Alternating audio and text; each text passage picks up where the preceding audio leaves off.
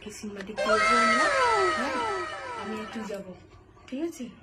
তাই ticket book করে দিচ্ছি। হ্যাঁ ঠিক আছে দিদি, কালকে তাহলে সিনেমার টিকিট বুক করে দে, আমরা যাবো। কিন্তু দিদি তোর তিনটে বৌমা যে আছে। হ্যাঁ হ্যাঁ আমি জানি, তিন পাগলি একটা চালাক আছে, সবকিছু করে দেবে। ওই জন্য বাবা ভুল করে বলে চুপ চুপ আস্তে আস্তে, চুপ চুপ আস্তে আস্তে কালকে আমরা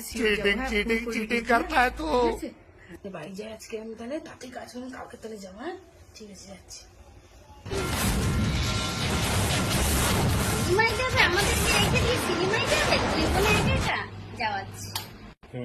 বোনে হ্যালো,